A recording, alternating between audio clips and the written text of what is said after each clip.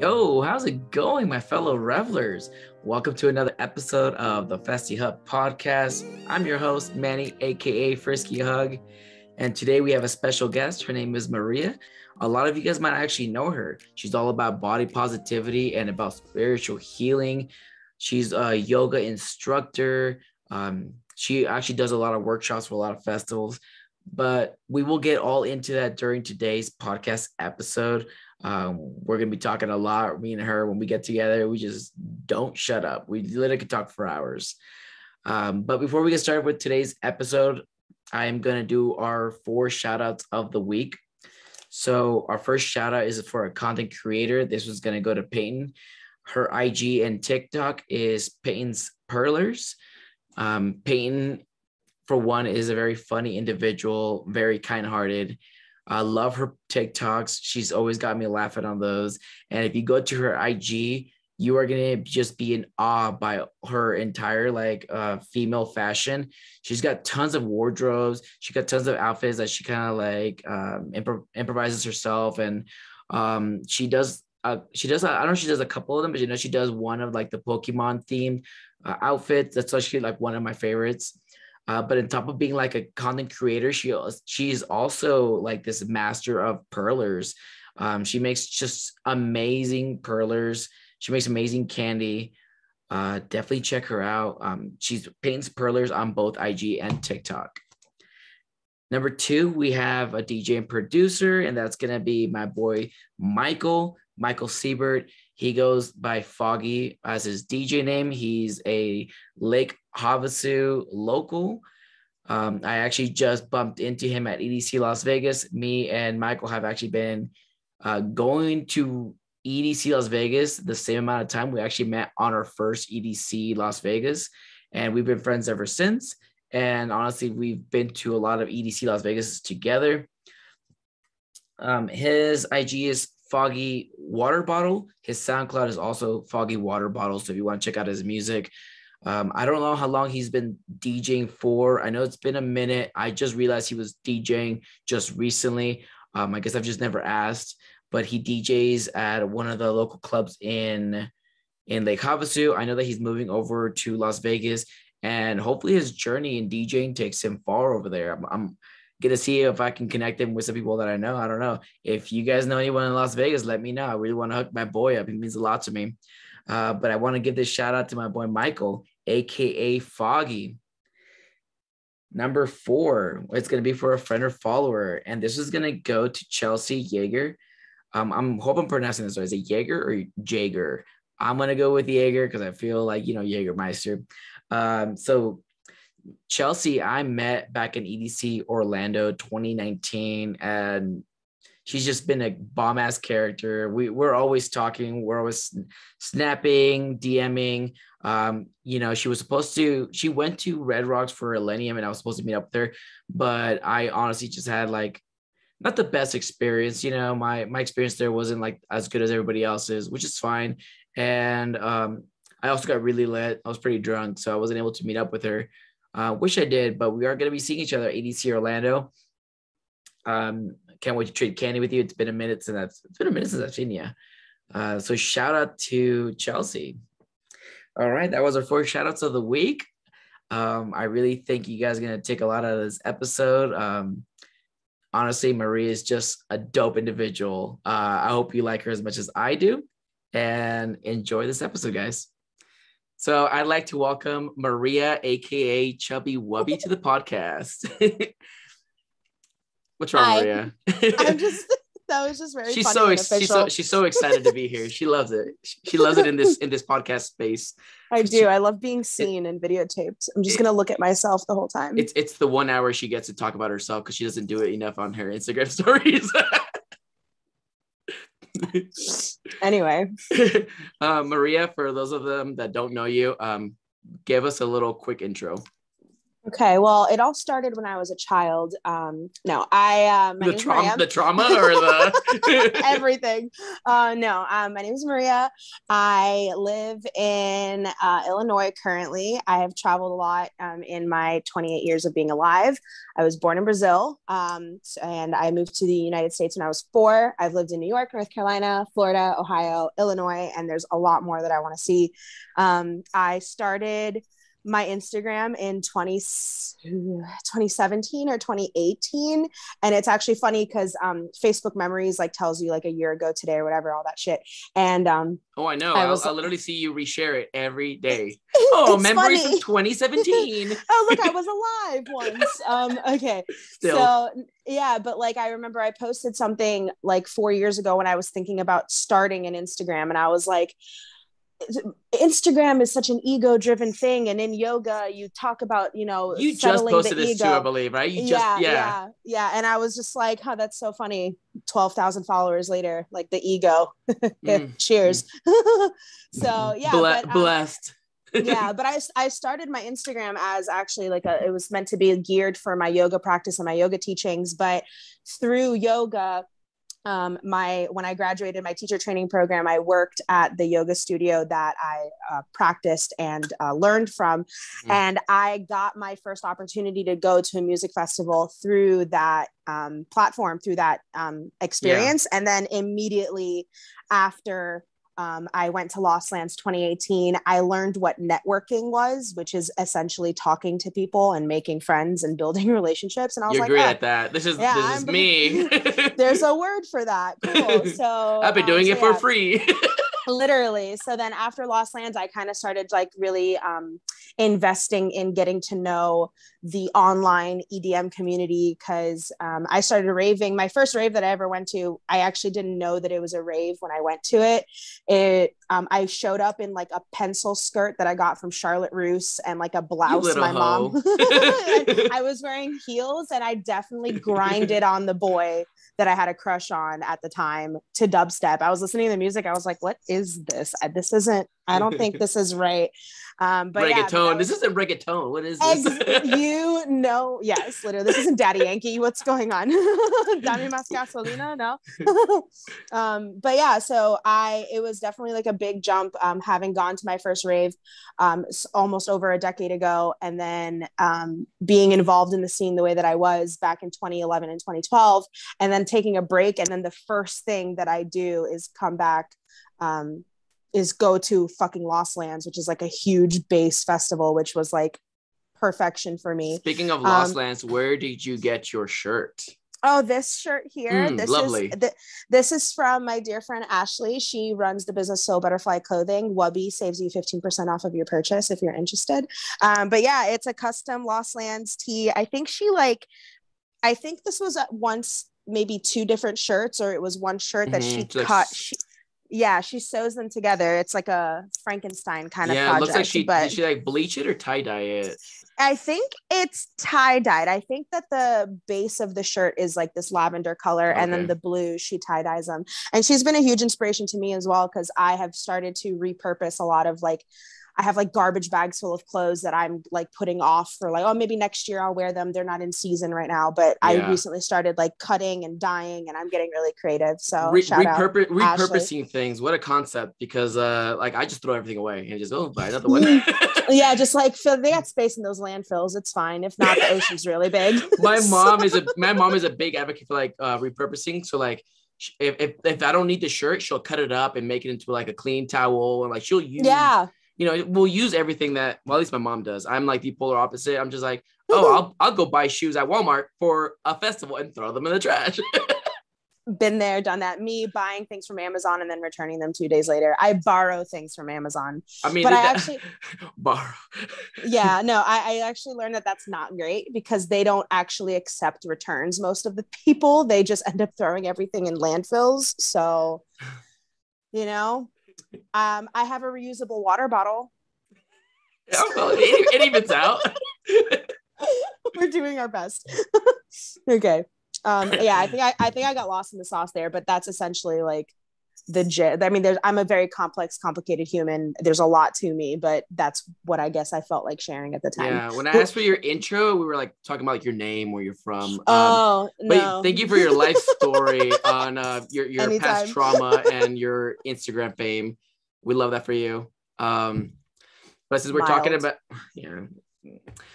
Maria, I'm so happy you're here. I'm so happy you're alive. I'm so happy you exist in my little bubble of, because I was actually laughing today because there's something about you. It is like, I just can't help but laugh because like, man, the dedication you put to every single one of your stories, I'm like, oh, she really like, because I visualize what you do, right? I'm like, she legitimately tapped an essay. Like I really did.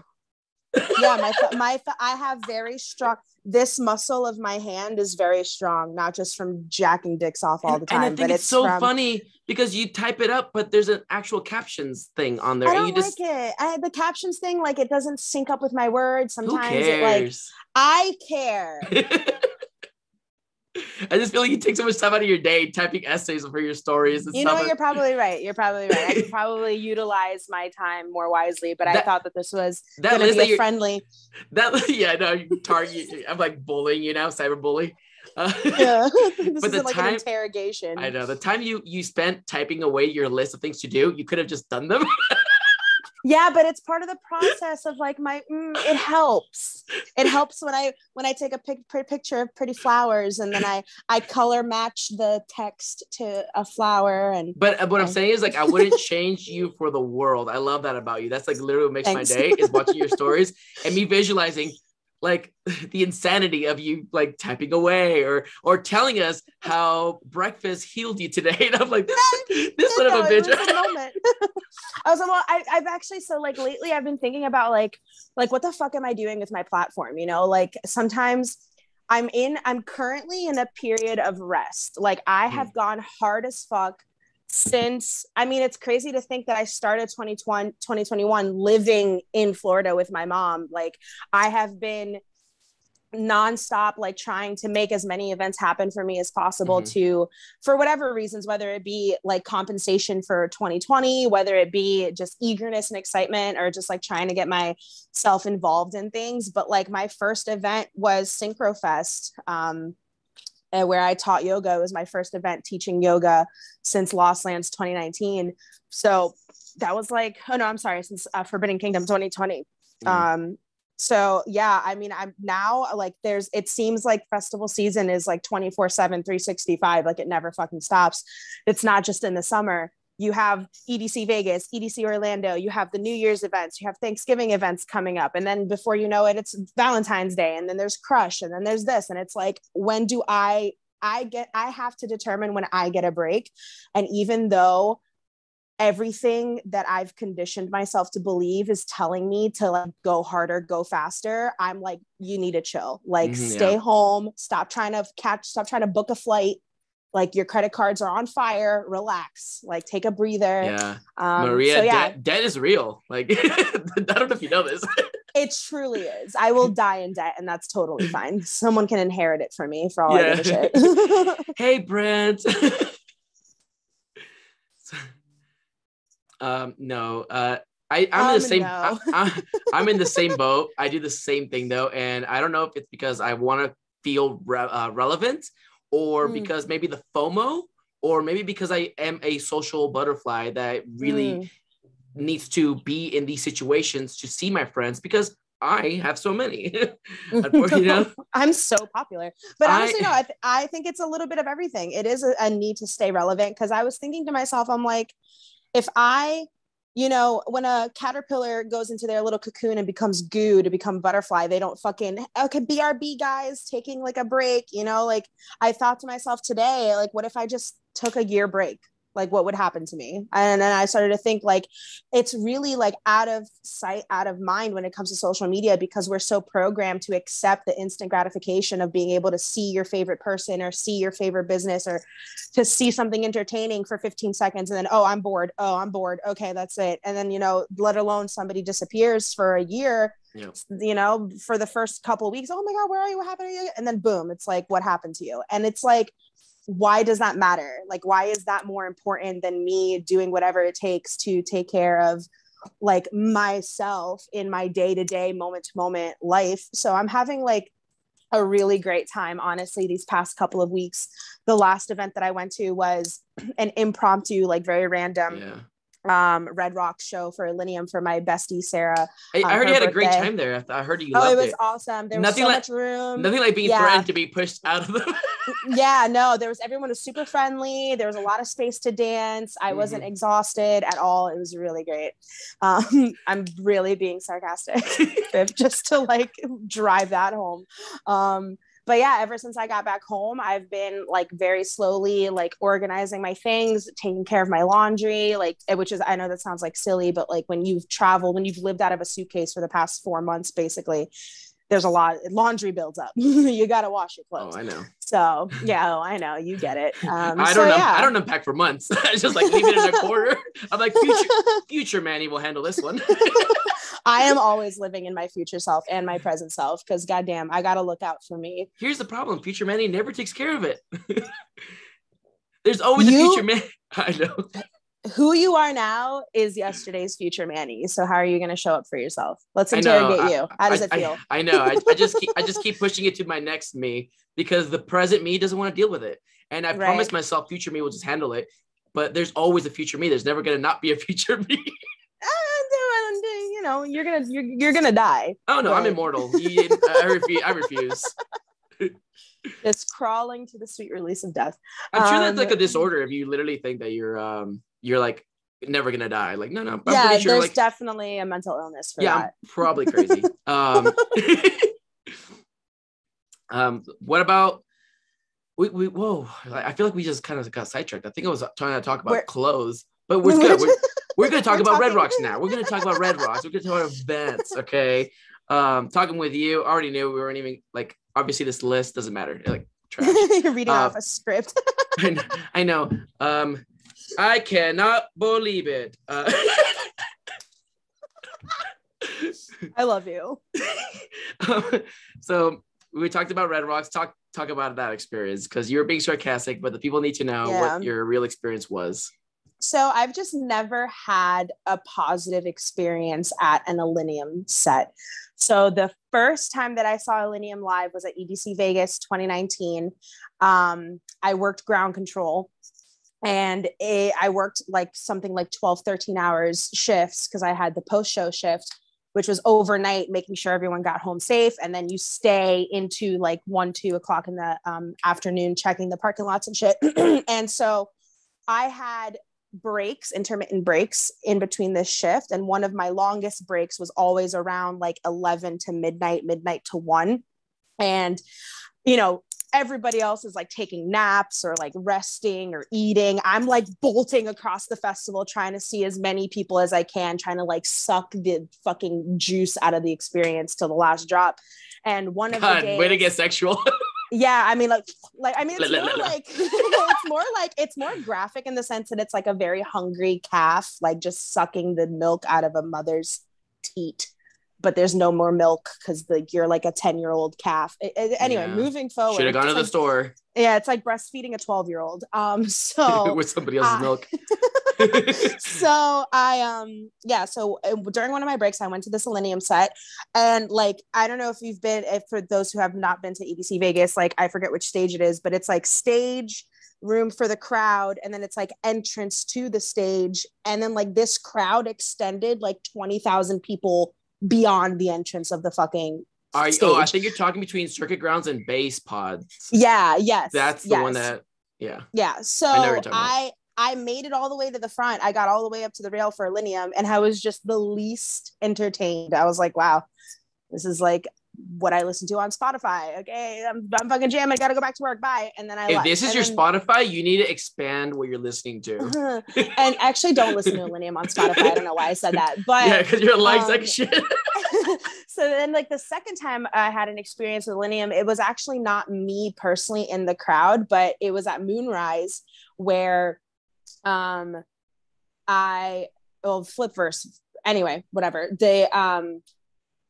there was Zoo closing out one stage and Illenium closing out another stage. And I was like, dead ass going to Zoo. Like, I will, like, that's it. And my two other friends wanted to go see Illenium. And I was like, that's your decision. Enjoy yourselves. I love you guys. I'm going to be over here. And when we got back together at the end of the night, they were like, oh my God, that was absolutely terrible. I felt suffocated, claustrophobic. Nobody knew, nobody said, excuse me. People were stepping on my feet. People were so drunk. There was a girl throwing up, blah, blah, blah, blah, blah, blah. And I was like, that does not sound like a good time for me personally. So I'm really glad I didn't get to go to that.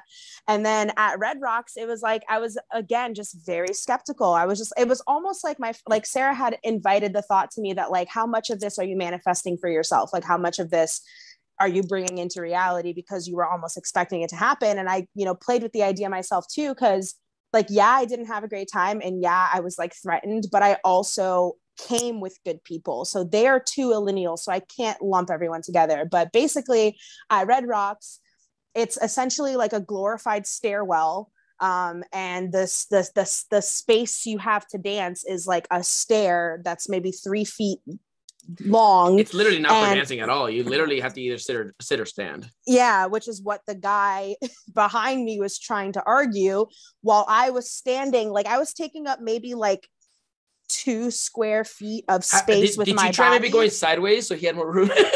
No, I was flowing. I had my fans. I was doing like a figure 8 thing. At the stairwell, at the staircase, perfect. Yeah, I wanted to get into the moment. I was having a moment. It was a good song. It was Adventure Club. Like, they were playing a song, or they played an Adventure Club song. So I'm trying to get like a 45-second fucking video of me enjoying myself. And this guy like starts like stabbing me in the back with his fingers. And I'm just like, I turn around and I was like, stop touching me. No, he was just going to tell you that he loves you and he wants to do like a hand thing. That's what I thought. So I turned around and I was like, don't touch me. And he looked at me and he was like, bitch, I will push you down these stairs.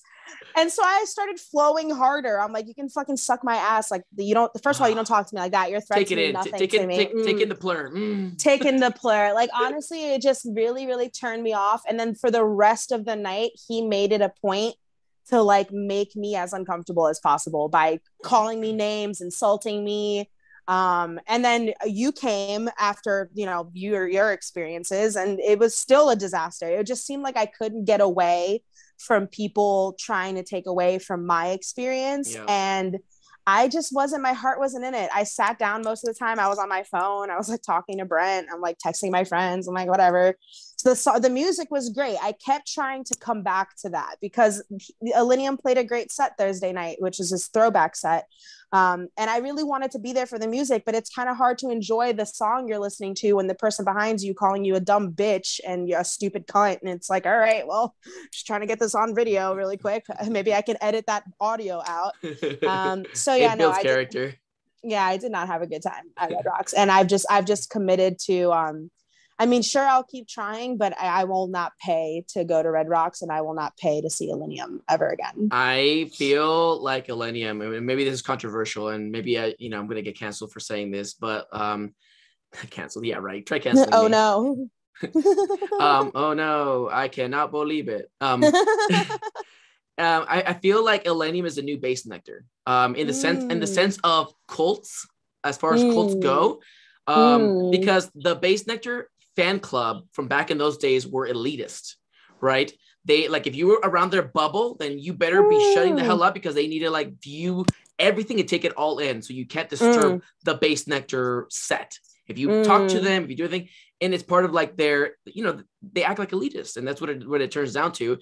They're know-it-alls. No one worships bass nectar more than them. Like they've sucked his dick more times than you have, right? And it's a competition. And yeah, probably, if you're 14, yes. Too soon. Call him out. But sexual abuse is real, you guys. Illenium is a different style of music, but I feel it's the same concept. Everyone's wearing the same jerseys. If you're not wearing a jersey, you don't love Illenium as much as I do. If you're talking or you're fanning in front of me, you're ruining my set because I love him more than you. And it's a little cult now, and it's turning into, but it's a different crowd. these guys are more pretentious in the Millennium sector, you know? I can't really like attest to that in too much depth, because I also never really got into bass nectar. Like I never really understood. Me neither, but I heard stories of like people literally not having a great time because the person next to them, you know, was like ruining the moment because they didn't want like people doing anything in the crowd. Like, no, like you're ruining my experience. Stop flowing, you know? Yeah. I guess like in those instances, regardless of the artist and regardless of the person, you really just have to take a step back and figure out who you want to be in that moment. And it's like, you know, in a sense, like for example, at Base Canyon, I was having a really hard time with people. Like I got there really early most days and I set up a really beautiful spot, tapestries, pillows, like I went all out. And you're then like, I live here now. and then it's like when you go to the movies and you sit in a perfect seat and then there's like empty seats all over the place and somebody comes and sits right next to you. You're kind of just like, can I help you? Are you checking your notifications? That was No, I got a potential spam. Now is about the time where all the debt collectors call me. So. Oh, beautiful. Yeah, that's really convenient for us. You chose the time, but you said somebody like sits in front of you. What about it? So somebody, then I like periodically people would come and they would stand like directly in front of me, even though there's spaces to the left or to the right of them. And I'm just like, what the fuck? And I'm sitting here and I'm like, these people are just here to have an experience just like I am. Like, you know, sure there's somebody in front of me, but I'm just a person behind them. So like, you know, what makes me feel like I am more important or more deserving of an experience than they do? But, you know, communication, you know, the first few times I was really pissed and I started to get very like God complexy about it.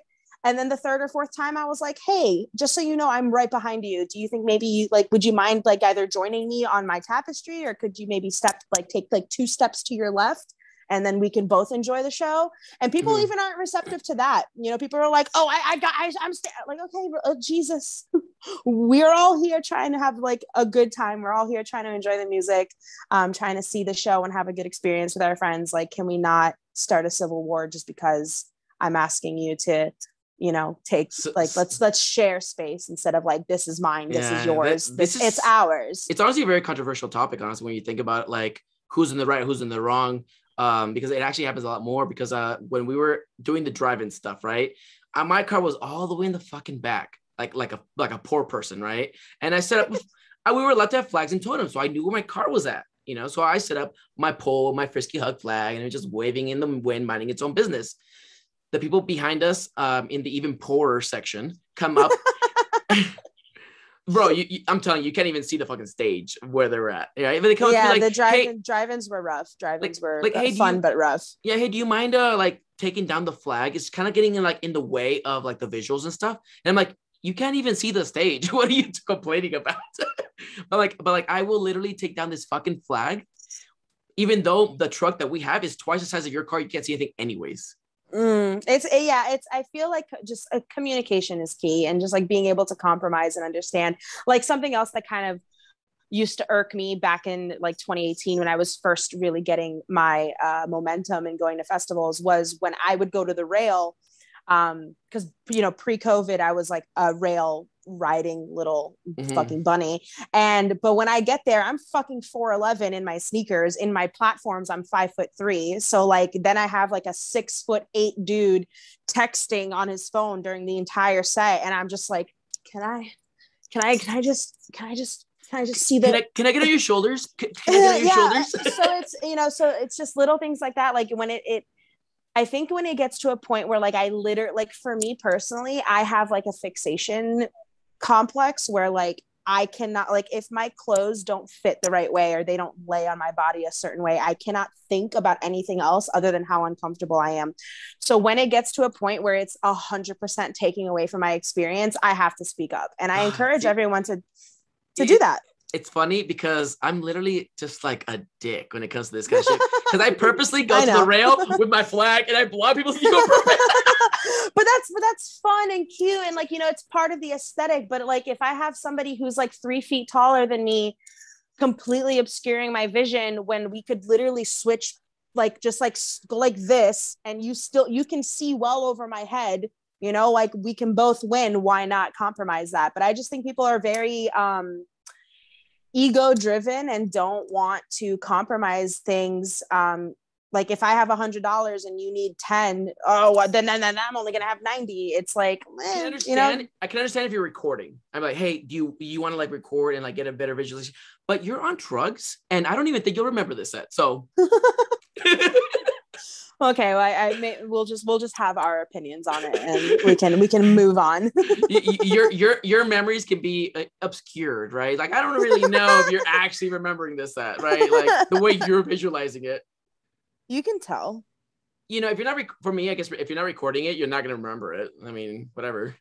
Like, did it even happen if it's not on Instagram? Thank you. You know, I mean, it's for the same. It is true. Come on, because you literally have highlights of your entire experience, and you save all these things because you want to remember. Yeah. Literally example number 1, you don't remember, but those are helping you remember. I do remember I remember some things. Yeah, well, it's also like a nostalgic thing. Like I don't know, like something next time you remember it. See, I love that I can cut you off. Next time remember it without my flag waving this time. You know, just block it out. I can like I enjoy recording things like for, I don't know, just in case like I ever get like hit in the head so hard I forget I lose all my memories, or like I get dementia when I'm older. But like I guess I'm a memory hoarder. Like I just love looking through my archives and seeing all the stories I am too, in a different way. I do the same thing like you, but in a different way, because I vlog it with like so I have a hard drive of like 3 terabytes full of memories, right? So like, oh wow, we're similar but different, right? You use social media to save your shit, and you know, you make sure it's known that, hey, here are hundreds. Here's the 20 festivals I've been to. Feel free and I do the same thing, but I stored it into my computer, and it's just like, you know, but we're similar in that aspect that we love to remember things via recording. Because I personally I do remember some of those sets, but like I'm gonna be honest, I'm not gonna remember all 1 hour of Millennium when I was there. I was so toasted. I was so blackout drunk. I don't remember shit. Yeah. The only thing I remember. Go on. The only thing I remember is like me, whatever I recorded, because then I went back the next day, like, oh, that was a nice set. Yeah. I like, it's just something about when a DJ plays your favorite song and the transitions are smooth and he throws in a fancy little drop. Like, I don't know, it's cute. And I like looking back on it. And I think that it's important to like let people live their fucking lives and to like not be like, oh God, can you just put your phone away? Are you even living in the? Yeah, I'm living in the moment on my phone. Yeah, like I'm here right now recording with one hand. I'm an influencer. The rest of my body is very much enjoying this experience. What are you influencing? These nuts. I'm influencing a better tomorrow. I'm influencing me blocking your view. Okay. I love that. I think it's all part of the experience. I think that you fanning and blocking my view is part of the set.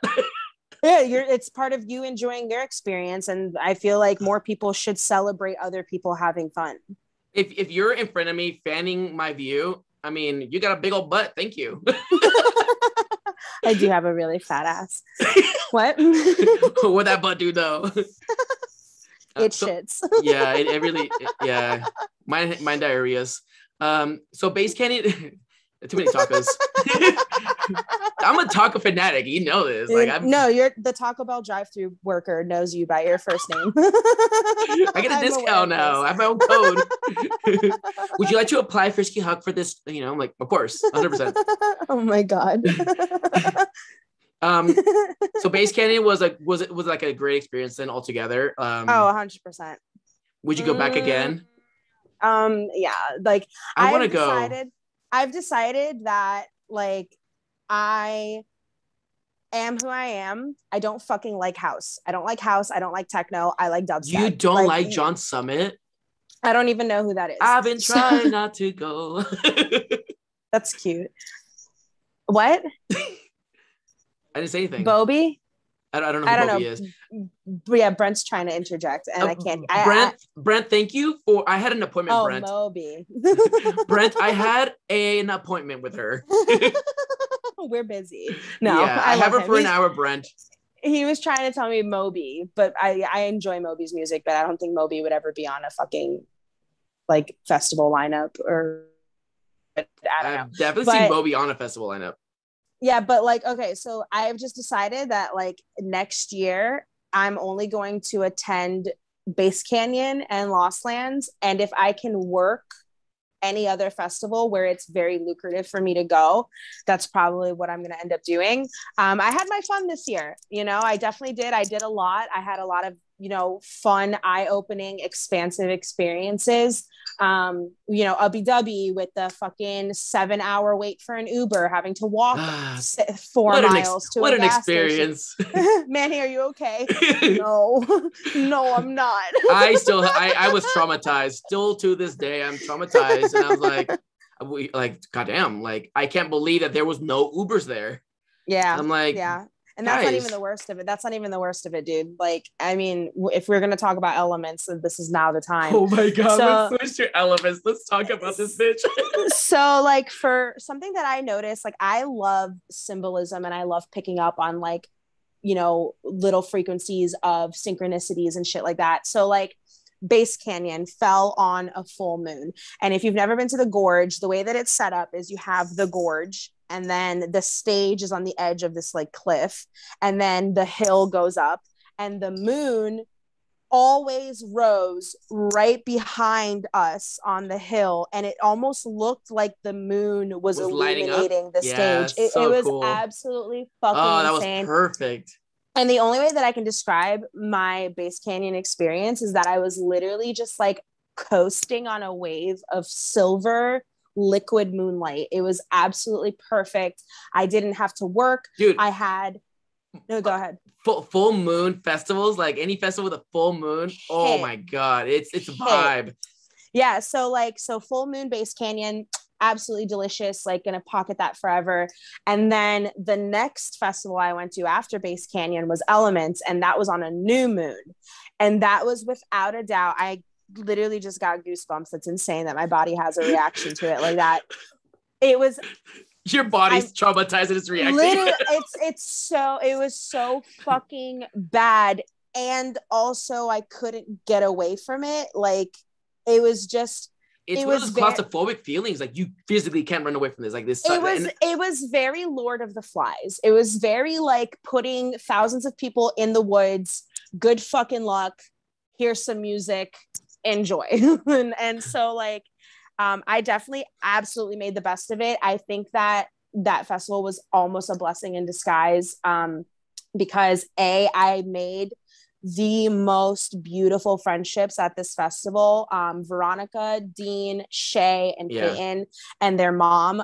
So Dean and Veronica were a couple that I ended up helping because when we got there, they said that they changed all the parking around because of flooding and mud and all this shit. And then we had to take a shuttle, and then we waited in a line for 2 hours. Shuttle stopped running. So then we had to haul all of our stuff 3 miles down a road to another parking lot where we had to wait in another line for like 7 hours to get on another shuttle. And during that 3-mile walk through the mud and hills with everyone holding their camping gear in their suitcases, I ran into this girl who like literally was like when you have a load of laundry and a sock falls, so you pick it up, but then a shirt falls, so you gotta pick that up. Yeah, that's literally me at the store grabbing my groceries yesterday. The guy looks at me, he's like, "Are you okay?" And I'm like, "Oh, I'm fine." And then like my little bottle of Lime falls. Oh, got that. And then like I had to put my beer down. He's like, "Why don't you just grab a cart?" I'm like, I had this theory, right? Hear me out. I have this stupid theory that if I grab a cart or one of those little like baskets, that I'm going to fill it up until I can't fill it up no more. And I know this because I do it every time. I fill the bitch up. And I'm like, well, if I don't have any of those things, then I can't fill it up. I just fill up my hands. So if I can't put it in my hands, then I just leave the store, right? Just buy whatever I can, and that I'll get that another day. So then that stops me from mass buying. Yeah, you need a therapist. All I'm gonna say to you. So I stop and I help this girl carry like 3 of her luggages, like on top of my 2 luggages, to meet her boyfriend Dean. We stay together for the whole line where we meet Shay, Payton, and their mom. It was a brother and sister and their mom. They came to this festival together, and we trauma bonded the entire day Friday. There was supposed to be music Friday. Nobody got in that was in that line. Nobody got into the festival. I didn't get to my sleeping place until 1:30 in the morning, and I got there Friday at like 3 p.m. So the entire time it was just like really not cute, not a fun time. But now I have these friends literally forever. Shay has been touring the country with following Tipper. He lives in Spokane, Washington. He's going to teach me how to live a van life because that's what he Tipper does. Is? No, my friend Shay. Okay. Fuck you. I don't know Tipper. Eat a dick, Manny. And then Veronica and Dean ended up taking care of me after Elements. I went back to their apartment in Philly and I stayed with them for 4 days recovering. And it was just the most beautiful, just like chill experience. And then I was able to give Veronica an opportunity to come to Lost Lands, which was the next event I went to after Elements, where I worked as a workshop coordinator and a manager for the massage team who offered massage in VIP, glamping, and backstage. And I was able to give Veronica an opportunity to massage there. So it's like, at one time, like fuck that festival, but also like it definitely made me a better person. It made me more resilient. It made me more adaptable. It made me more resourceful, more grateful, more flexible. Because when you don't have access to your things, when your camp is 5 miles away from the festival and you have no way of getting there and back easily, you only have one ride one way and one ride the other way. You know, you tend to tap into like, what do I need? What do I need to bring with me? Who do I want to be today at this event? So it definitely taught me a lot, and it was able to prepare me for what I experienced at Lost Lands. Having been staff, we arrived Tuesday night and it was raining the entire day Wednesday, like in downpour, and they had to close the festival grounds. They had to close camping. People were there was a Walmart like 20 minutes away from Legend Valley. I saw people literally meeting up at that Walmart because there's like people waited 13 hours in line to get into camping. They're like, I'd rather just sleep at the Walmart. People camped out at Walmart. They set up stages. They set up They set up DJ booths. They were having like a little cookout out there. It was absolutely wild. But I mean, what do you do? Do you just stand in line for 13 hours waiting to finally enter? You do the best that you can with what you have. And I would have joined them at Walmart because I'm like, my ass is going to wait till the next day. Fuck whoever's playing today. We're not going to see them anyways. I will see y'all tomorrow.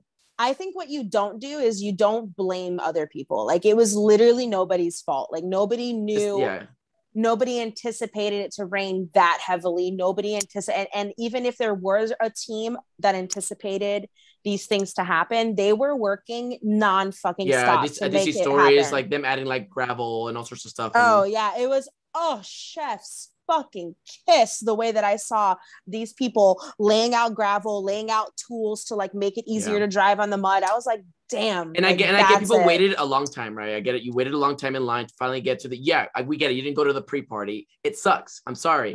But people were calling it fire or Firelands. And so I'm like, bro, it is not that serious. I'm like, no, Excision really did a great job. I'm really proud of him and his team for pulling through and making the festival happen the way that it did.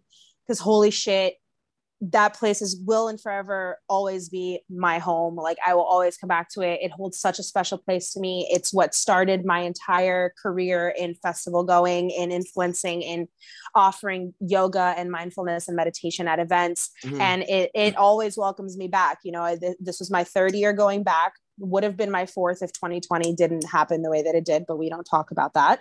And it was amazing to be back there, especially having being in a position that I was in to hire my friends, like people that I trust and love, to also spread their light and teach other workshops. I had a friend teach sustainability workshops who's a marine biologist. I had Brent come and work as my assistant, essentially, who helped move furniture around at the Discovery Center when we needed to shift things around for different workshops. When I needed, hey, I'm teaching a workshop and then I have to run to my next shift. Can you go get me? It was just amazing to have him there. Yeah, no, I wish I didn't have like my job, because like when you offered me, I was like, oh, I can go for like 2 days. You're like, no, sweetie, it's like 6 days. Like, I need you there for the whole week. And no, it would have been great. You probably could have led some workshops on, you know, being an EDM influencer and how that affects your life. One. I don't know if you already had it, but resiliency, being able to cope through stress and make a positive outcome from it. Yeah. Resiliency is huge. Right. And I sometimes even teaching it, right, because I know how to teach it. I sometimes have a hard time grasping it as well. Like you have to be reminded about resiliency, because you can be as resilient as you want, but at the end of the day, you've been trying to get a ride from Abu Dhabi for 6 hours and you just want to go to the hotel. Oh yeah, no, that Abu Dhabi experience was really fucking funny, especially with me and Brent, because we were together the whole time. And the entire time, like I'm walking from Abu Dhabi, from the venue to the nearest gas station, which must have been like a mile, in my platforms, just like laughing at the situation, like no service. I can't call for help. I'm just like, so okay. Sad. There's like nothing you can do. All you can do is laugh. All you can do is laugh and fucking show up and do whatever it takes to get you to your next place. And I think that it's important to understand that, like, yeah, festivals are like great. Obviously, we love festivals. We love going to them, but like they aren't just a weekend in our lives. Like I have adapted the ideology that my life is a festival, and every inconvenience that comes my way is the same thing as having to wait in line for 12 hours, having to walk 4 miles in the mud, not being able to afford food because for some reason you're charging me $20 for a cheeseburger that doesn't have any substance to it other than meat and bread. And so one of the workshops that I taught at Lost Lands was how to bring the festival home with you, which talked about how we can create longevity in the joy that we feel. Like I can be as resourceful as I am at a camping festival in my own home when I'm trying to task manage my chores or my errands or my responsibilities. I can be as resilient and I can communicate as deeply as I do at a festival with 100 people trying to, you know, communicate at the same time as I can at home when my partner and I are having like a difficult conversation. So it's just really important to continue to be your best festival self, but all the time, you know, because like it doesn't just end there. You can't just continuously chase vapid highs of the next event. Like your life is the event. Like you are the headliner, you know. So how are you going to show up for yourself, and how is that going to translate at a festival? Yeah, I might go to Lost Lands maybe next year. Since I'm living in Florida, I could probably do it honestly this time. Might be a thing. Well, I don't. If you just do one or the other, if not both, either come to Base Canyon with me or come to Lost Lands with me. But either way, I do want to go to Base Canyon though. That looked like you so had an amazing. For me, it's like Base Canyon is a lot of hard dubstep. You know what I mean? Like I can handle 2 days of it, but 3 days plus a pre-party, I'm like, oof. Well, will I get a headache from it? I don't know. I guess we'll find out on the next episode of Will Manny get a It's literally music to my ears. Like I eat, sleep, breathe shit. Yeah. I am an EDC Las Vegas kind of guy. I love all of EDM, but I love to be mixed. Like I want to go see Lil Texas do some hardstyle, and then I want to go see like Zed play at main stage, and then I want to go see Zomboy. All within like 2 hours, that span. I want to see Keza back-to-back Subtronic. I want to see some cool stuff. Yeah. And then I'm like, oh, you know what? Medusa's playing. I want to shuffle for a little bit. I'm gonna, I love like diversity, of like every genre, because I'm a very complex individual and I love different things all the time, right? So like I'm bored. I have ADD. I'm easily bored. So sorry, but like, whatever set I'm at, I'm like, I don't want to headbang anymore. My neck hurts. Right. I want to go and torture my legs now with some shuffling. I cannot relate. I know. You're saying. I am a slut. How do you shuffle in a chill mode? Oh my God. No, I can't, I don't know. Like at Elements, it was a very house driven festival. So I'm like, okay, I'm trying to catch a vibe. Does anybody know where the dubstep stage is? Is there any dubstep at this festival? Anybody? Ganja White Night later? Okay. All right. Oh, I love Ganja White Night. So I just, I think that I have to really hone in on who I am, and like, albeit I am also a complex human being, who knows what I like. And I'm not going to waste my money, my time, my energy, my efforts at a festival with headliners that I'm not interested in seeing. And it's not to say that I'm not interested in, in broadening my musical taste. Like, of course, like I love listening. You love what you love though, Yeah, exactly. And I know what like, I value myself deeply. Like, I think that I am the fucking shit and I deserve the creme de la creme of everything in my life. And I don't really settle for a lot less than what I know I deserve. And I know that I don't really feel myself as much. I don't really have as much fun at a house set as I would, listening to any sort of dubstep music, any sort of rhythm, any sort of experimental bass. That's just what I like. And it's easier to define myself when I know myself, and I know that that's what I like. So for me, Bass Canyon Lost Lands, or any bass heavy lineup. And I'm all about it too. I love bass music, obviously. And it's funny because I think when it comes down to it, like I don't really listen to like too much experimental bass. But for some reason I'm like, I don't know if it has to do with like the influencer world, but like I have a lot of friends in the experimental bass artist scene, right? Like why is that? Like I'm not like constantly listening to experimental bass in the car or something like that, right? In the car, I'm listening to probably, Sudden Death or something like that. But I'm not friends with Sudden Death, right? But I'm friends with like these experimental bass artists and stuff like that. I think house teachers for the most part are the hardest people to be friends with, I feel like. Like I don't know, I feel like I definitely feel the energy from like, bass artists. They're a lot more friendly, right? Like how many times does Soul Living King and Wooly come out, and they're always out in the public. Ray Volpe, he was out doing meetups. Like these like bass artists are constantly engaging with the community. Yeah. So I definitely feel that.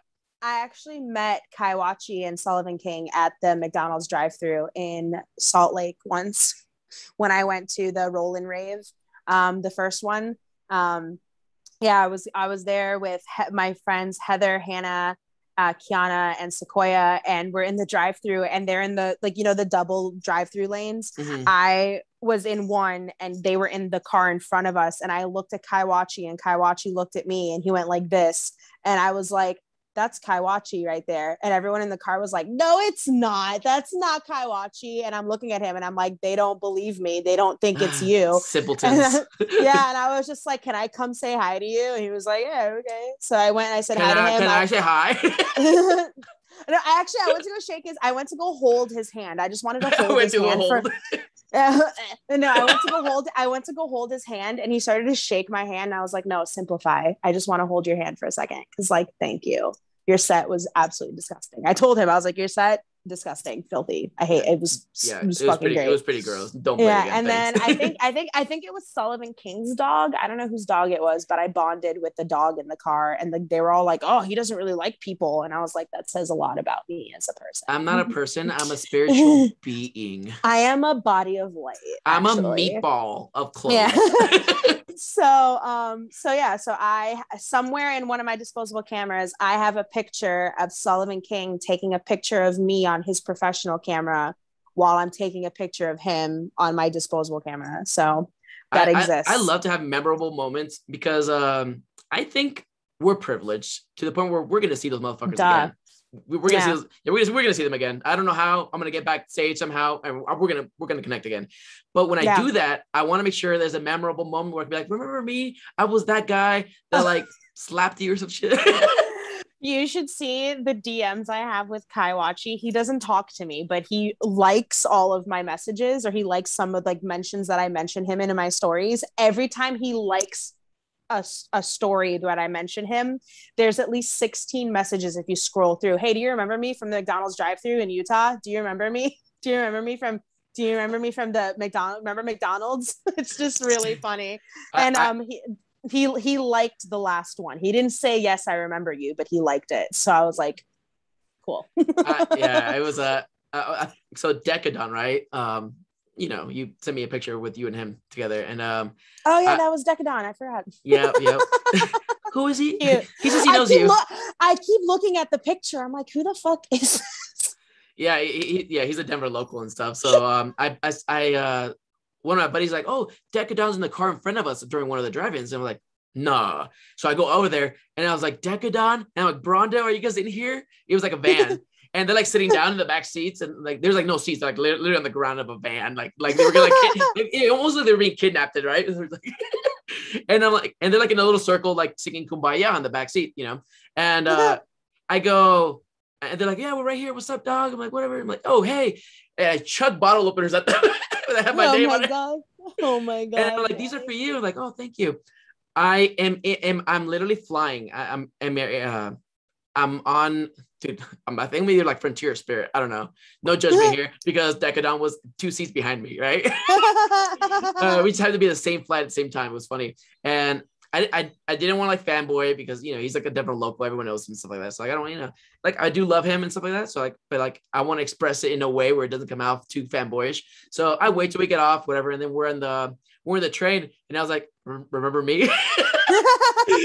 He's like, no. And I'm like, oh, I threw a bottle opener at you during one of the driving. He goes, oh, Frisky hug. But that's me. You remember. You know, and I always relate to that because believe it or not, you know, as these content creators that we've become, these beautiful, you know, meat sacks that I love to influence, we have people who look at us in that same light where, you know, they, you know, in a very respectful fanboy way. It's super weird though. It's so weird that people are like, oh, I saw you, but I didn't know if I want to say, I'm like, girl, what the fuck? Like, come chill with me, come dance with me, come hit this joint. Like, what the hell? I don't know if anyone's ever told you, but you're very unapproachable.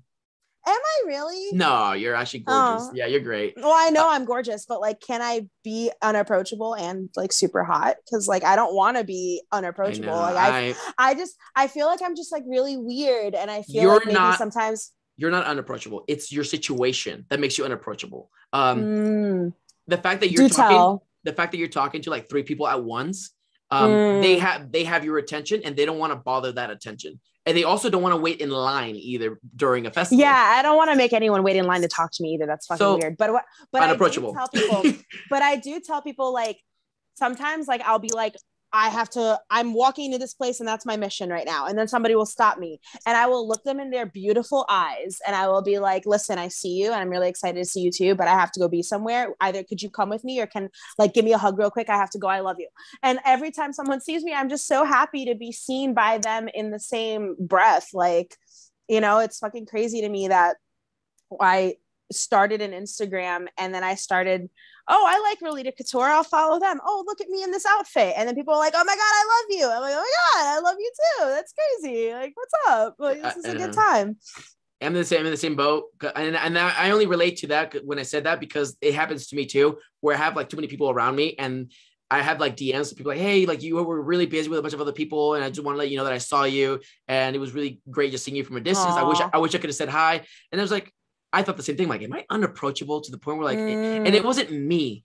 I'm approachable. I'm very approachable. People like, you obviously see all my videos. I'm a fucking, you know, hilarious guy. I'm very funny. But like, it's not me. And I realize that it's my situation that I'm in, right? I make the situation unapproachable because I'm so busy with other people. They're being respectful and not trying to bother that moment. Right. Gosh, man. How do you like being an influencer, by the way? I love the opportunities that it gets me. It also just comes with like a tinge of scrutiny. I've noticed that I haven't been able to really like sometimes I'll like go to say something and then I find myself like, oh, how are people going to react to this? And then I find myself asking myself, bitch, what the fuck do you care? Like, when have you ever cared how people think or see you? Now all of a sudden it's important. And I think that it's important because I don't have time and energy to deal with people misunderstanding me. Like, I'm not going to spend my very precious time explaining myself to people who are determined to not get me. So, you know, the last thing I need is strangers from the internet who have taken like 1%, if that, effort to get to know me, trying to tell me about me. And, so, I mean, it's definitely not it, but that's not an influencer thing. That's a Maria thing. That's like what I would do in a real life conversation. Like, I don't tolerate bullshit. I don't tolerate being disrespected. I take time and effort to understand people. And I, you know, when I have the time and when my cup is full, I will have difficult conversations, but I have no problem telling somebody to fuck off. I always call you because I always have that situation as well where, you know, sometimes I have doubts because of that 1% of people who misunderstand me or don't get me or haven't taken the time out of their fucking day to ask about me.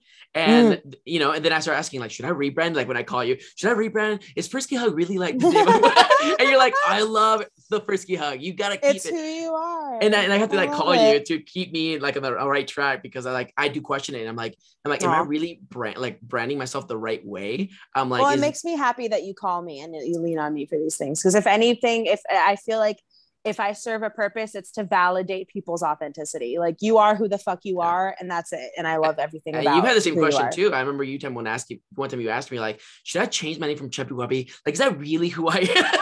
It's 100% who I am. I'm chubby and I love the wubs. Chubbi Wubbi. That's it. So what's gonna happen? Like, if and or when you lose weight and stuff like that, you're no longer chubby. Like, you'll be like, I think about that a lot, about how, like, I grant myself a lot of space to be a fluctuating human, not only in just appearance, but like in who I am and how I identify.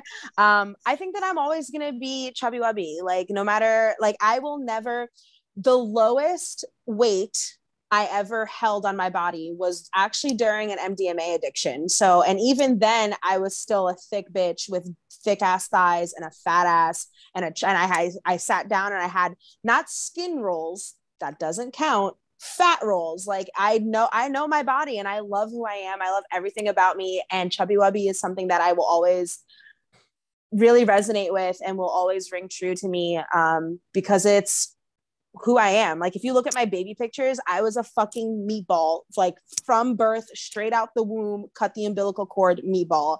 And I love that about me. And, you know, if I ever were to lose weight, or when, you know, if that ever happens to my body, like, you know, it's never going to be to a point where I'm never going to have like 3% body fat. Like, that's just not in the history books for me. It's not pre-written in the stars, because bitch, I love to eat. I love food. I love indulging myself. I love resting. I'm not out here running a mile a day. I'm strong as hell though. And I'm fit. Like, I survived base camp, climbing up those hills. For us. Let's see the muscles. Hey. I'm going to flex this muscle right here. It's your constipated face. So like, I mean, you know, I can survive a camping festival. I can walk 30,000 steps a day, like, easy breezy. Like, I mean, if anything, I have like back problems because I have to carry the weight of my amazing personality all the time. So it definitely weighs down on me. I can relate. So, oh yeah, that reminds me too, at Lost Lands, the camping situation for staff, they had us walking in the mud, and they put us sleeping in these tents that were on an incline, and I threw my fucking back out like Tuesday night. Like, before day 0, day -1, I threw my back out, and I was in insufferable amount of pain all weekend long. I had to take like pain meds. It was not cute. I went to medical in tears. I'm like, do you have a morphine drip real quick that I could hop on? Because goddamn, I am in pain. But I still, even with that, I trekked on. They gave it to you? They gave you a morphine drip? No, they gave me Tylenol. Okay. They gave me 800 milligrams of ibuprofen. As they should. And called it a day. They're EMTs, they're not doctors. But yeah, and then that's another thing too, to your circling back to your question. Like, a lot of the like praise, and I don't want to say praise, but a lot of the relationships that I've built from people who are inspired by me because of the way that I live in the body that I have. And sometimes, you know, every time I go to the gym or I try to do something that's like active wise, like, I do get that toxic thought of like, oh, you're betraying your following, you're betraying your brand. And I'm like, I am the brand. Like, Maria is the brand. Chubbi Wubbi is the brand. It doesn't mean that I have to, you know, maintain a certain weight to stay who I am. Like, you know, when I exercise and when I do things for my physical well-being, it's for my physical well-being. It's because I love to dance. I love to sweat. I want to walk many more steps at many more festivals in many more years of my life. And in order to do that, you have to maintain a certain cardiovascular health. Yep. So, you know, it is what it is, baby. We got bodies. I know. I love how authentic you are, though. I think one of your better characteristics is how authentic and transparent you are about everything, which can sometimes be your downfall as well. But it's definitely a trauma response and a coping mechanism. But, you know, we're working with it. You're doing your best, and I see it. And that's one thing about, like, you were talking about being like a brand, right? Chubbi Wubbi is the brand, just like me. Frisky Hug is the brand. And a lot of the times we post ourselves in our weirdest moments, right? Like, I've seen you cry more times on a story than I probably need to see you cry. Like, ever. You wake up in the morning, you start crying, you record it. Yeah, I'm in pain, mental illness. And like I posted vlogs and I'm very authentic about like, being in the vlog. Sometimes I try to be a little fake, give myself more energy. You got to trick your mind to being a little bit more energetic than you actually are. But I'm very transparent when it comes down to it. And like, leaving from Abu Dhabi, I recorded myself literally traumatized as I was walking. And then Dominique takes funny. I'm sorry. Dominique takes the GoPro from me and goes, Manny's having an issue. And I put that in the vlog because they need to realize that I'm a human being. I'm also traumatized. You're not alone. I think that like a big motivation for me to be the way that I am is because it's what I want to see from other people. Like, I don't give a shit where you got your outfit from. How are you feeling today? Like, oh yeah, you have a cute ass, but how's your heart? Like, what are your thoughts like today? Like, how's your mom? Like, tell me about like your. I love when people ask me that at a festival. Like, how are you doing today? I'm like, I'm really horny. Oh, I love. How are you doing today? I'm kind of hungry. I haven't eaten since yesterday. I haven't taken a shit either. Have you shat today? That's like my favorite thing to ask. It's hard to take a shit when Element porta potties are filled to the brim. Did you see the pictures, Manny? So listen, they made a nest, so the porta potties weren't clean. So like, if you were to look at the horizon of the porta potty, there was a mountain of shit coming out. So people are like, well, I have to go. So they would take bundles of toilet paper and make a nest on top of the shit and then shit on top of that shit. Are you the one that told me that there was a piece of turd flying in the lake? I don't think so, but that somebody did. There was a rumor about a sewage leak into the lake that people were swimming in. So no, I was told that people were taking a shit in the lake because they couldn't take a shit at porta potty. I mean, I don't doubt it. So it's easy to go. To be true. It's easy to go in the lake, take a shit, just wipe real quick with the water you're literally on, and just walk away. Elements, what an experience! Can't wait to go next year. Yikes. I'll see you there. If I'm like, I'm not going. Is it crazy though to say that I would probably go again? I would go again. Oh, you're nuts. It's a cool festival. It was there's way more cool festivals that you go to and be sane. I wish and not be depressed for 2 weeks. I wish that it was ran by people who were more tuned in and had better problem solving, capacities, because that was a cool festival. Like, that was like, the venue was beautiful, the location was gorgeous, the music was on point, the stage production was gorgeous, everything was interactive. There were places like, there were little art installations in the woods as you like walk and take short, like people, like areas where you'd think people wouldn't go. They took the time to like put funhouse mirrors to make art installations, and I was like, it's hard to see all that art when you literally have pants full of shit because you couldn't go to the porta potty. Or when you haven't showered in 3 days. Or when you haven't had water because all it does is trips. And you're like, okay, eventually I will see the set, but it takes 2 sets just to fill up your water bottle. It really puts into perspective how absolutely fucking privileged we are, that like, that was just a 3-day experience. That experience is most people's livelihoods in the world. Like, most people don't have access to water. Most people don't have access to bathrooms. Most people can't afford to pay for food. Most people don't have belongings that they need, that they don't have a change of clothes. And it definitely is like a humbling situation to put yourself in a position to like to realize, like, I have so much. Like, in that time, I was in an absolute state of lack, but I have never felt more abundant. Like, I have never felt more prepared to be in that situation because of the training, I like to say, that I've had in my life of being resilient, resourceful, and, adaptable. So all in all, I don't know. They'd really have to I'd have to get an RV. I'd have to be completely 100% self-sufficient. I don't know. 100%, dude. 100%. 150. We're going to set you up with camp. I don't give a fuck. I'm driving in. I'm parking my car next to where I sleep. Goodbye. Goodbye. I almost went to Elements too. And like, one of my biggest factors was like, oh, well, Maria's going. Maybe I'll go. And, we'll have like an adventure together. Picture me. Picture me in that scenario. You would have. I want to believe that you would have stuck it out, but I think you would have left. A lot of people left. When we got to the second point of waiting in line, people were just waiting for their friends to get there so they could leave. So I mean, you know, options are there. You don't have to do anything that you don't want to do. Yeah, I have waiting in line anxiety. It's called agoraphobia or whatever. It's a whole ordeal. I can't wait in line. The moment that festival started and I had to wait in line, I probably would have left. I'm like, I can't do this. No. It was literally 2 hours waiting in line to get to the shuttle, where then you had to wait in another line, but then those shuttles stopped. You had to walk.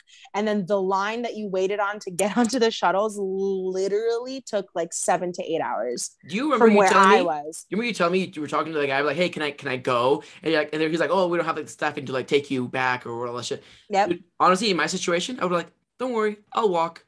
Oh, but it's like 5 miles. Okay. No, that you're not alone in that. They weren't letting people walk. Stop me.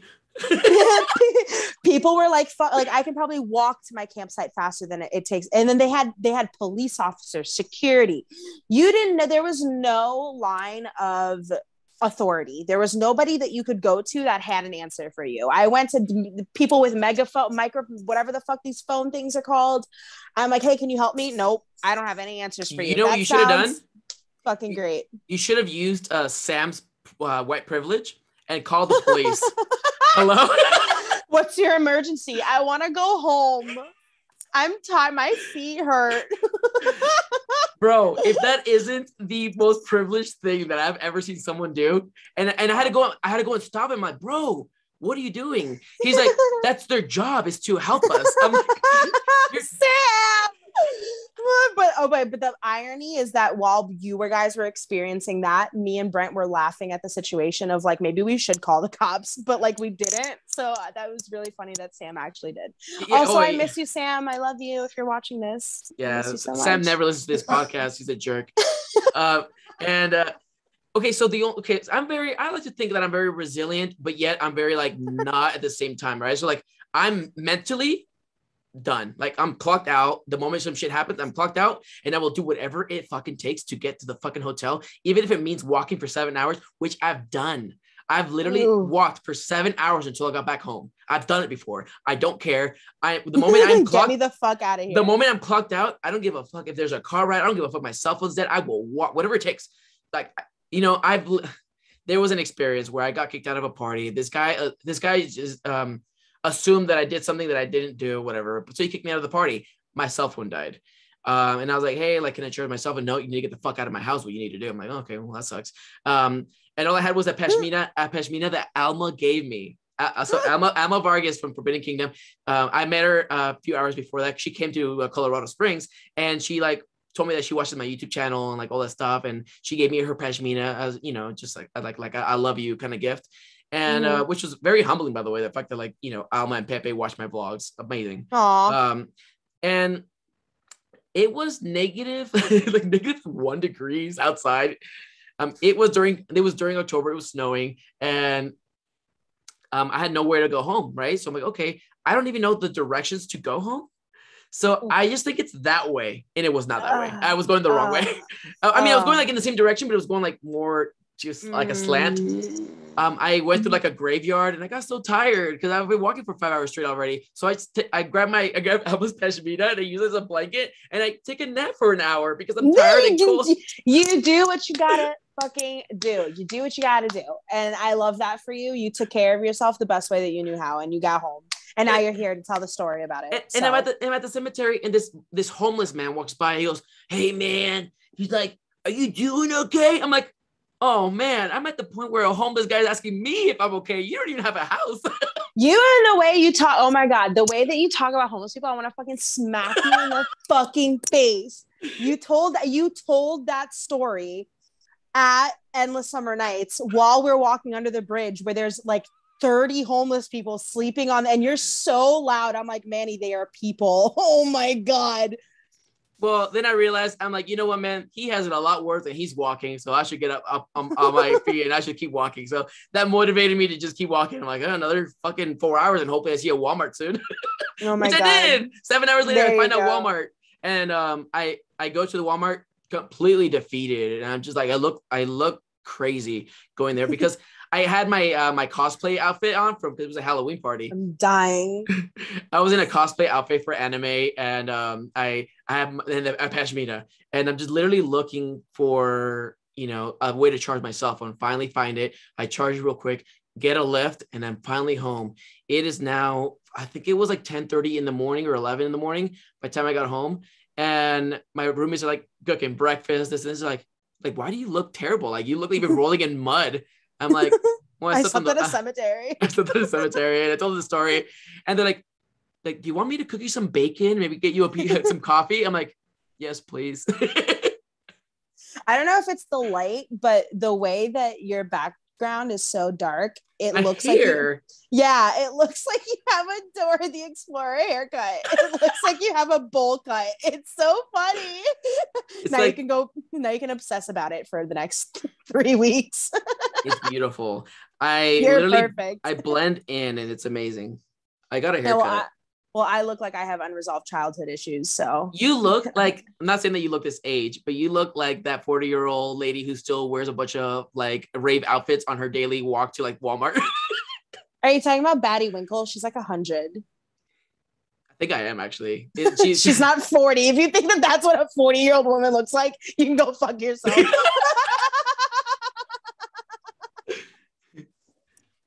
Oh my God. All right. What's the next question? What's the next question? Okay. What are your plans for the future? Like what do you have? What do you have cooking? Let's talk about your business. Let's talk about your all that stuff. What do you have planned? Okay. So well, today Brett and I are gonna do a really delicious microdose of LSD, and we're gonna trip at home, and we're not illegal at all. Definitely not. You can crop this out, right? I might have to. She's joking, guys. No, I don't do drugs at all. What does DARE stand for again? Drugs are really expensive.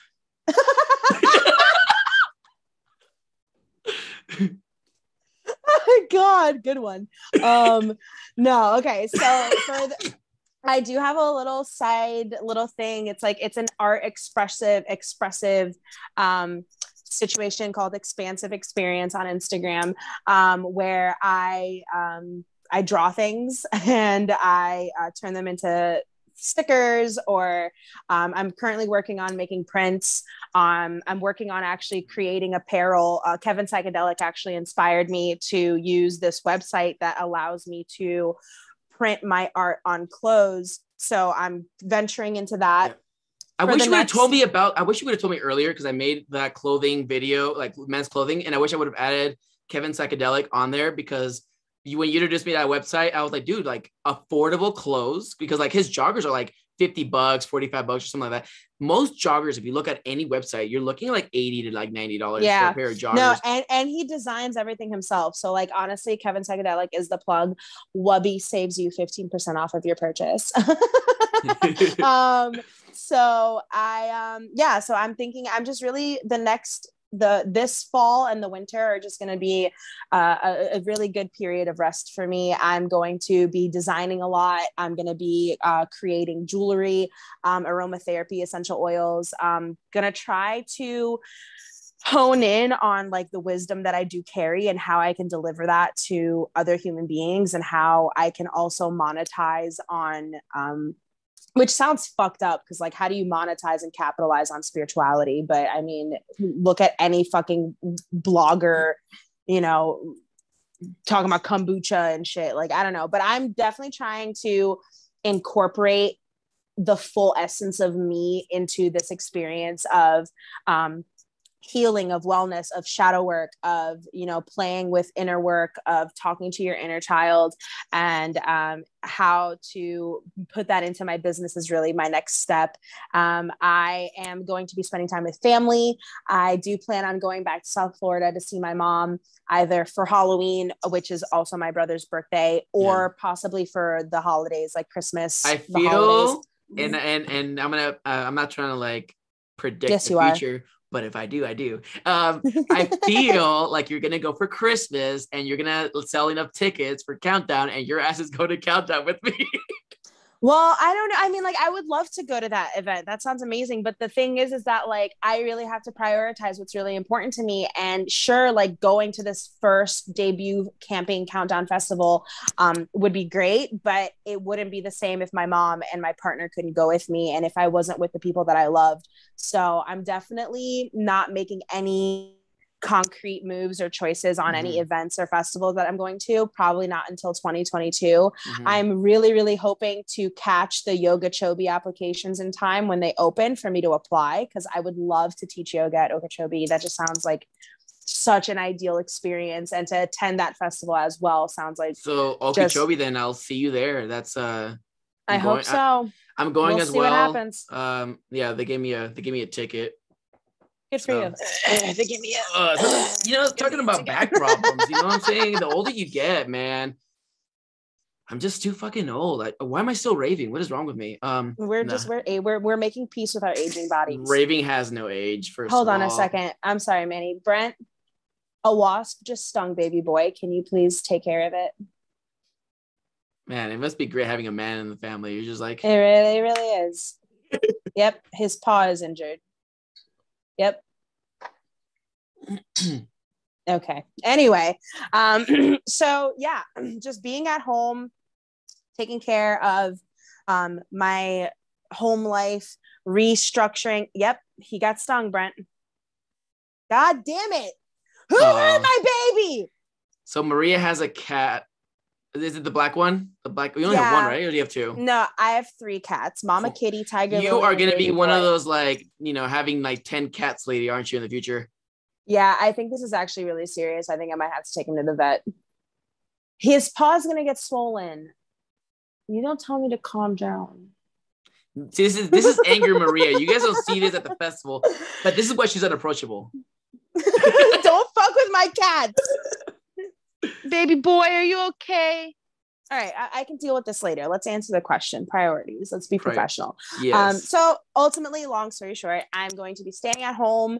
I'm making personal moves in my personal life to just really construct a well-balanced lifestyle for myself, where I eat regularly, I hydrate regularly, I practice my yoga asana, I practice what I preach, I do the work, the inner work, to be, my favorite version of myself, which is a kind, honest, transparent, understanding person who is here to listen, who is here to talk, who is here to have conversations, who is confident in herself, to know what she deserves in terms of situations and in terms of relationships. I am really excited to go back to Florida to spend time with my family. I miss my mom a lot. And hopefully 2022 will see me at Okeechobee. And if not that, then Base Canyon, here I come. I mean, I can't even think of 2022 right now. I know, that's like the only reason I'm thinking about Okeechobee is because I joined the ambassador program. The only reason I'm even thinking, like, I normally I would not be thinking about Okeechobee. I would probably go to Okeechobee like the day before, but it looks like I want to go now. Whatever. I'm going to tell you this right now. I'm gonna be camping. Like regular. Well, then I have to go. I have to go to camp with my Manny. Like poor people camping, dude. I'm doing it, like with my tent and everything. If you don't have plans, do it with me, bitch. Because even if we're in GA, I drew a floor plan of my campsite for Base Canyon. Like I measured to scale what my campsite was going to look like. And I worked so hard and I spent so much goddamn money on my credit cards to make it happen. And I regret absolutely nothing because it was perfect. It was absolutely beautiful. Yeah. So I think you're going to like camping. Hopefully nobody ruins my experience for me, because it would be very traumatizing if somebody slits my tent and just steals everything. And I'm like, great. No, don't allow yourself to. I mean, like at Base Canyon, even with like the absolute perfection that weekend was, it was so fitting and it made so much sense that on the last day there was a wind advisory that unbeknownst to me during the festival, but very much known to me at 2 a.m. when I rolled up to my campsite, I saw a fucking tornado like blew through my campsite and literally destroyed it. And I was like, okay, let's get to work, boys. Gotta fucking clean this shit up. We gotta pack up and go home. But reality, it was that guy from Red Rocks that was behind you. He literally just tossed everything. Yeah, no, so like that's actually funny you say that, because our camp neighbors brought up that, you know what, no, somebody literally, like a person did this. A person came here and flipped over all of our canopies and ruined everything. Like, this was no, this was not a coincidence. And I'm like, well, it is what it is. But yeah, you honestly, dude, like your attitude changes fucking everything. And you can be as confident or as defeated as you choose to be at any given time. And there is no wrong or right way. Like, you know, if you have an upbeat attitude 24/7, good for you. If you want to bitch and complain and do nothing, good for you. Be yourself. Like, do whatever it takes to get you to the next moment. I one time went like we did like regular camping for my buddy's birthday, whatever. But like when I do camping, I do like one night. That is like the extent of it. So me doing multiple nights is crazy, right? So hopefully I pack enough stuff in my car so I can have a big old queen air mattress and maybe bring like a drawer so I can like organize my stuff. I'll hire a cook, you know, that way I don't like cook for myself. But I'm like not used to multiple days. I've done it once, and that one I had an experience where it was a little windy, and I sleep through anything. For anybody that knows, like knows me from like sharing like a hotel room, I sleep through anything. I sleep through hurricanes. I sleep through tornadoes, earthquakes. Somebody could come in with a gun and I'll be fast asleep. You can't wake me up. Well, I woke up one day and the tent had collapsed on me. And I was so comfortable in my bed had it deflated because it was punctured. Oh my God. And there I am on the floor, just on the ground, trying to get the fuck out of this tent. It's reminiscent of birth, probably. Like, can someone help me by unzipping this fucking tent? But no, we'll see what happens. I would love to make plans with you if that's like in the realm of possibility, because I would love to elevate your camping experience. Yeah. Pro tip, portable showers.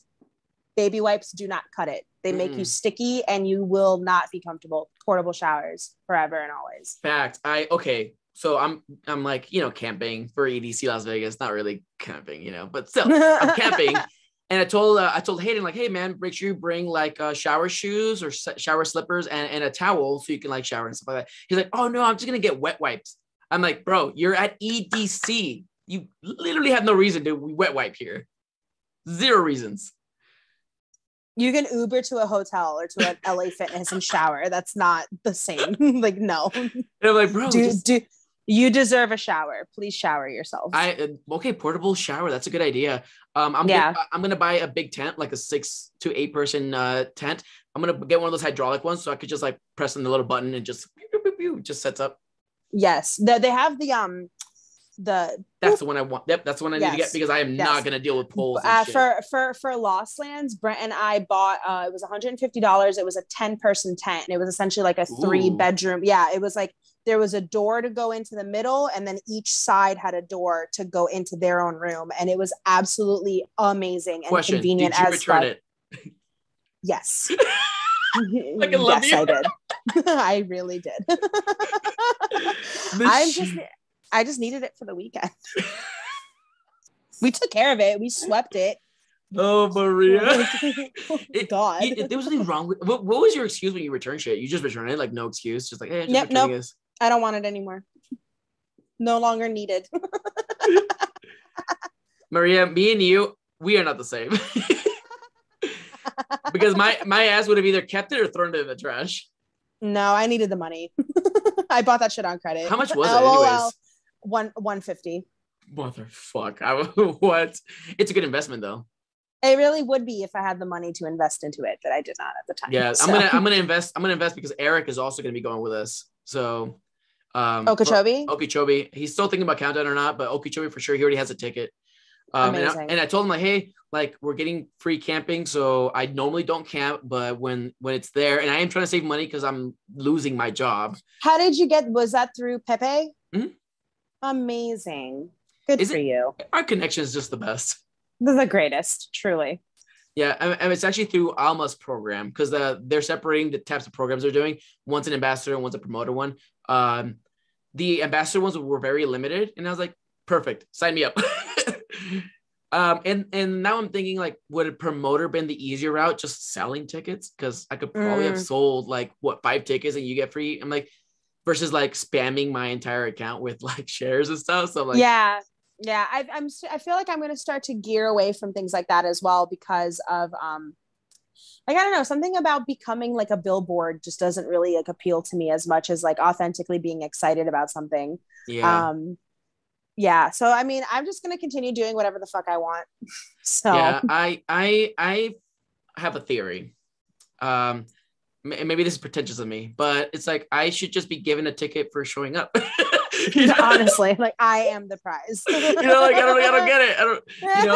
Like the last festival I went to, I just had to do one story and one post, and me going there was the prize. Like they literally gave me VIP access to this festival for doing one post and one story, and I feel that's legitimate. Like that's more than enough, right? And I genuinely was reposting their stuff because like I was excited for it now. I was genuinely excited. A lot of these affiliate and ambassadorship programs are way too demanding. It's almost very reminiscent of like, you know, being in the gifted program in high school where like you have 6 classes and each class gives you 2 hours of homework and you're like, fuck you. What am I going to do? I'm just going to bend time and have more time. Like, you know, you're a t-shirt company. Why do you need access to my Facebook information and the data that you collect for like, no, like I'm going to post you on my story and you're going to be grateful. Yeah. Like, and so I'm moving to Florida and this is the reason why I decided to give I want to network more with Alma and Pepe since like we're all gonna be living in Florida. I want to be more, you know, I want to take advantage of their opportunities because I think I want to work with them more. They're great fucking people. I just love them. They're so great to hang around with. And did I ever tell you, like, I went out drinking with them when I met Pasquale, like they had a table and stuff, like me, Alma, and like Pepe were like drinking together and stuff like that, just like normal fucking people. And I love it. And I've really like grown to love them more. And I'm like, oh, they're doing an ambassador, you know, and promoter programs. Let me get involved because even though I'm not living there now, I want to live there and I don't want to travel too much when Florida's going to provide me with a lot of festivals already. Let me just adventure in the Florida section. And since I don't have a job, let me try to like be involved with the opportunities as well. So that was the main focus with like doing all this stuff. And even though it's probably like demanding that I'm like doing all these festivals and stuff with them, and it's like 3 posts, like 3 festivals, and like, you know, I want to let them know that I want to work with them more, right? So that way when they have opportunities, they'll think of me. Like, hey, Manny, like I want to get into the Forbidden Kingdom ambassador program. I want to know more. Or can I do something else? Or can I do media for you guys? Like, what do you guys have to offer? Because I want to do more. I want to do more than just ambassador stuff, obviously. No, same. Yeah, that's why I like being involved in volunteering or doing wellness programs at festivals. Like that, I love being involved in a way. I want to make the place better. I don't want to just advertise that it's like, oh look, it's so much fun, I'm gonna be there, you should go. Like, where's the depth in that? Like I personally need more value. So, and I love the idea when you mentioned, you know, the whole workshop thing, and I was like, dude, if I did a workshop, it's a cool experience for me, right? So I add that to the books, like, whoa, like doing a workshop, just it was a cool idea when you brought it up. I'm like, man, I could do a workshop, that'd be really badass. Like I've never honestly volunteered to like work in that aspect. I've always done either like the ambassador stuff, whatever, or promoter stuff, or, you know, I show up, you give me tickets. Like, I gotta right. Those opportunities are great too. Like, don't get me wrong. Like, please give me more free things. Like, please. If you have it, use it, right? I'm like, I can't go to 16 festivals a year without a little bit of help. I really can't. Right. What a problem to have though.